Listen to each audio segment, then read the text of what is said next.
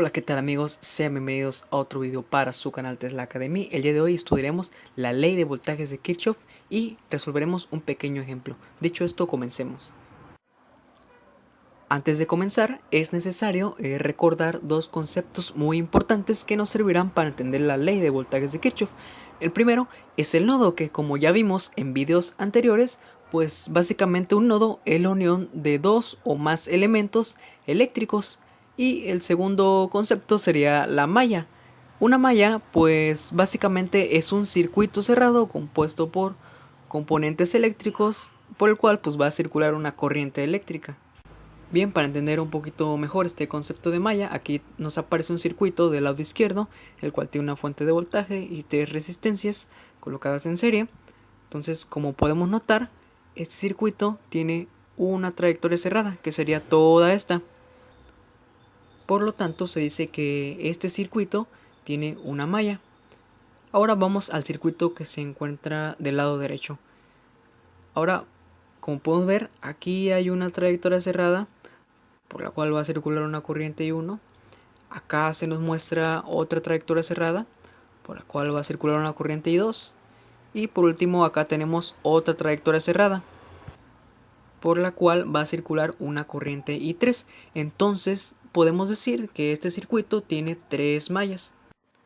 Ahora vamos a ver qué nos dice la ley de voltajes de Kirchhoff. Bien, la ley de voltajes de Kirchhoff establece que la suma algebraica de todos los voltajes y caídas de tensión en un circuito cerrado o malla es igual a 0.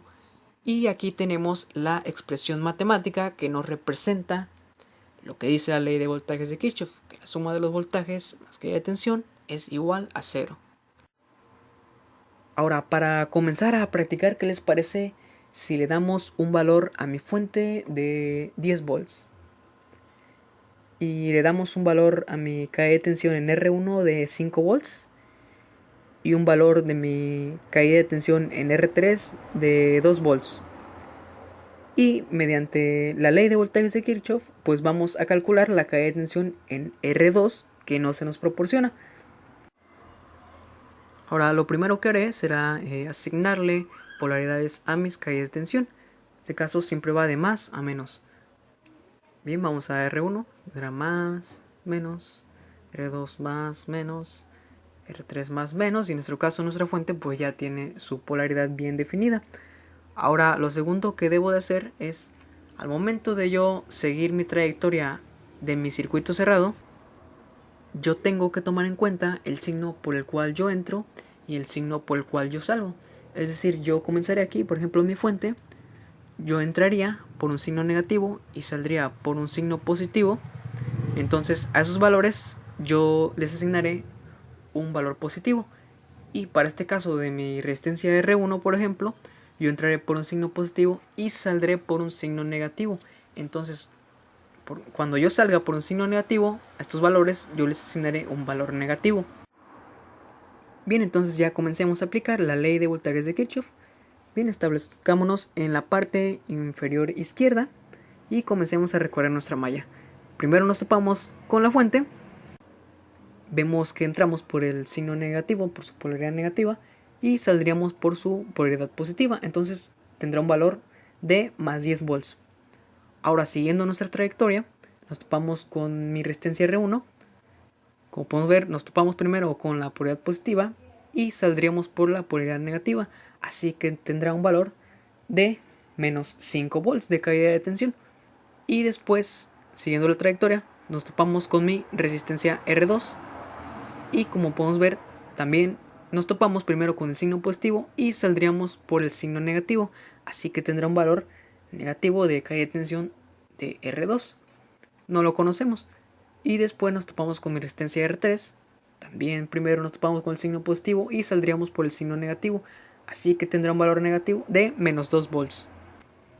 Y de acuerdo a la ley de voltajes de Kirchhoff, todo esto será igual a 0. Ahora, como queremos calcular mi caída de tensión en R2, pues vamos a calcularla, despejémosla. Mi caída de tensión en R2 será igual a menos 10 volts de mi fuente más 5 volts de mi caída de tensión en R1 más los 2 volts de mi caída de tensión en R2. y finalmente esto nos dará un resultado de menos 3 volts. El signo, recuerden que simplemente es debido a la convención de signos que nosotros estamos tomando, ¿verdad? Ejemplo número 2. Ahora nos pide determinar el voltaje que existe entre mi nodo A y E y entre mi nodo C y E. Entonces vamos a aplicar la ley de voltajes de Kirchhoff primero a mi nodo A y E. Vamos a seguir nuestra trayectoria en sentido horario de las manecillas del reloj. Entonces primero coloco mi voltaje que hay entre A y E, es el que quiero saber. Luego, siguiendo la trayectoria, nos topamos con mi resistencia, en este caso, que saldríamos por un signo negativo, entonces vamos a asignarle un valor de menos 10 volts. Y luego, siguiendo la trayectoria para llegar al nodo A, pues nos topamos con mi fuente, que primero entramos por la polaridad negativa y salimos por la polaridad positiva, entonces tendrá un valor positivo de más 24 volts. Y ya llegamos a nuestro nodo A y todo esto será igual a 0. Finalmente, nuestro voltaje AE tendrá un valor de 14 volts. Quiero que noten que es el mismo valor que nos daría si yo tomo la trayectoria, en este caso de E a A, que mi trayectoria de A a E. Claro, siguiendo el sentido de las manecillas del reloj. Miren, vamos a corroborarlo. Empecemos desde el nodo A. Primero nos topamos con mi resistencia R1, que tendrá un valor de menos 16 volts. Después nos topamos con mi fuente, que tendrá un valor positivo de más 12 volts. Después nos topamos con mi resistencia R2, que tendrá un valor de menos 4 volts. Y por último con mi resistencia R3, que tendrá un valor de menos 6 volts. Y todo esto será igual a 0. Despejando mi voltaje B a E y haciendo las cuentas, también me dará un valor de 14 volts.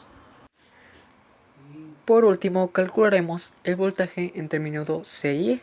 Entonces, como ya vimos, podemos recorrer desde mi nodo C hasta mi nodo E, o la trayectoria más larga de mi nodo E hasta mi nodo C, pero pues nos conviene obviamente la trayectoria más corta. Entonces, aplicando la ley de voltajes de Kirchhoff, nuestra ecuación nos quedará de esta forma. El voltaje que hay entre mi nodo C y E, después nos topamos con mi resistencia R2, que tendrá un valor de menos 4 volts, debido a que salimos por el signo negativo. Y después nos topamos por último, antes de llegar a mi nodo E, con mi resistencia R3, que tendrá un valor de menos 6 volts. Y todo esto igual a 0. Finalmente, despejando el voltaje entre mi nodo C y E, nos dará un resultado de 10 volts.